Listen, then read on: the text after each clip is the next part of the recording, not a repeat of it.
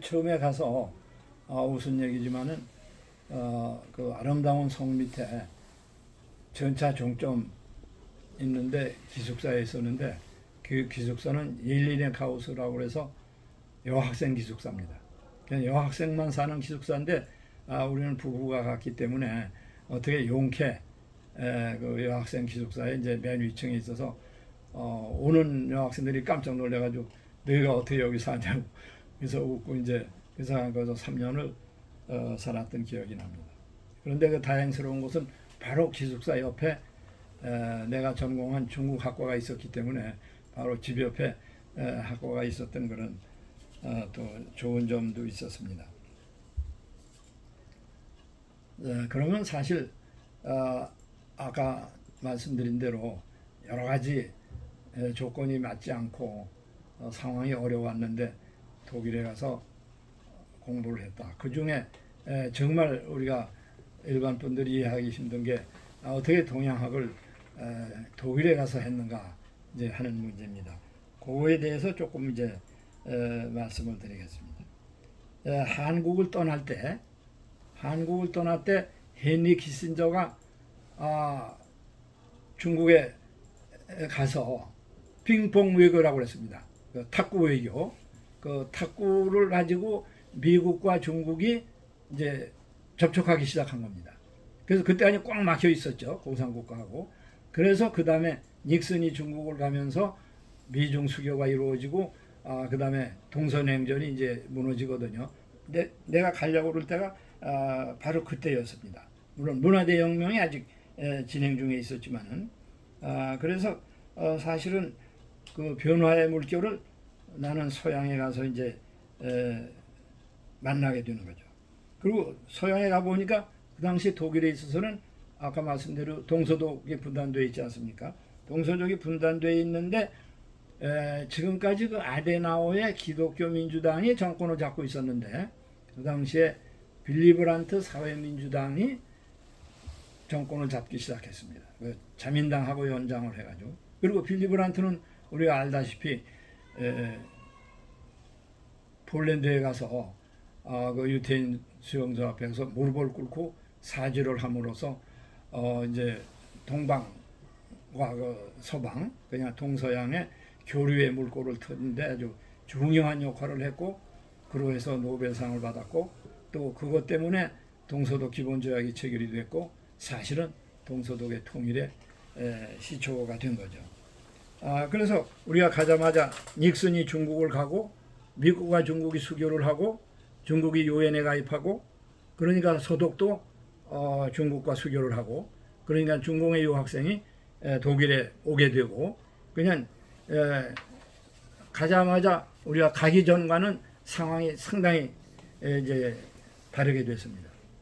그럼 그 당시에 거기 가서 제가 이제 상당히 흥분이 되고 놀랬던 것은 우리가 공산국가에 대해서는 책을 읽을 수도 없고 우리가 볼 수도 없고 그런데 예를 들어서 홍콩에 갔을 때 저 건물 위에 모택동 주석 만세라고 쓴 걸로 깜짝 놀랐죠. 모택동 얘기를 감히 우리나라에서 할 수가 없는데 쳐다봐도 괜찮은가 하는 생각도 할 정도였어요. 그 여기 갔더니 중국 학과에 가보니까 그냥 중국의 서적들이 쏟아져 들어오기 시작해서 아주 신기롭기도 하고 이제 중국의 상황을 알 수가 있었습니다. 그리고 길거리 책방에 가보니까 중국의 책들이 쏟아져 들어오기 시작하고 또 독일 학생들이 모택동 피켓을 들고 데모를 하고 다니고 그러는 걸 보면서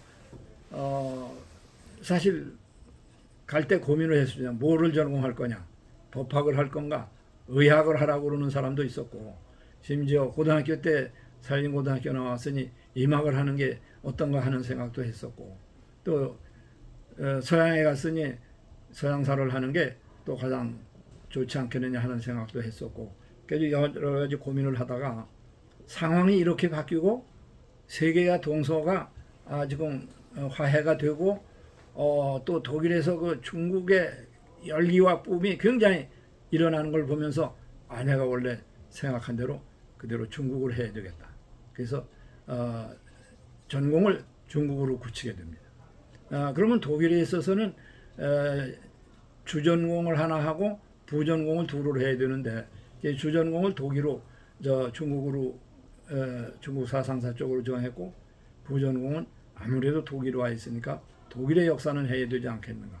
그래서 독일 근세사를 하겠고 그 다음에 중국과 관계된 또 하나의 부전공을 해야 될 것 같아서 우리가 동남아시아의 베트남사를 해서 이 세 과목의 결합이 제가 석사와 박사를 하는 데 있어서 과정입니다.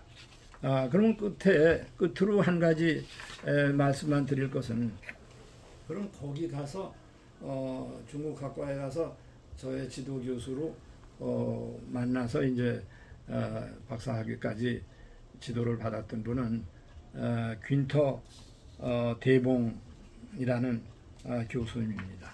그분은 여기 이 사진처럼 저와 그때 이분이 아마 돌아가시기 한 2년 전에 함께 찍은 사진입니다. 중국 지성사 특히 문학을 통해서 지성사를 한 분이고 아주 동양 사람보다 더 동양적인 그런 분이었습니다.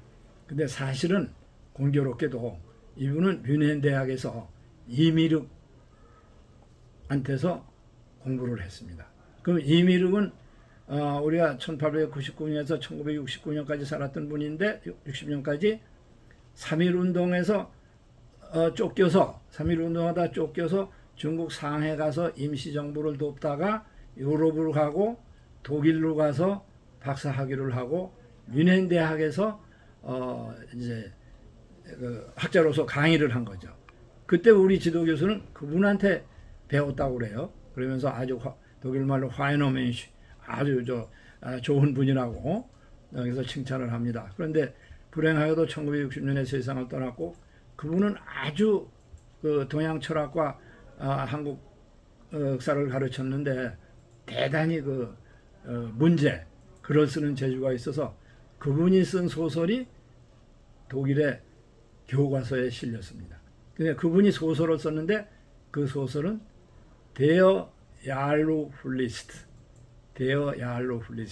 그것은 압록강은 흐른답니다. 압록강은 흐른다. 그럼 우리 지도에서 압록강은 왜 얄루라고 그러느냐? 얄루가 중국어입니다.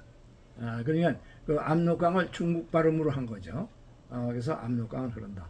근데 그분이 60년에 세상을 떠나서 뮌헨에 묻혔는데 지금 보훈부에서 그분의 유해를 한국으로 모셔다가 대전 현충원에다 장례를 치르는데 바로 오늘 그분 유해가 한국으로 돌아옵니다.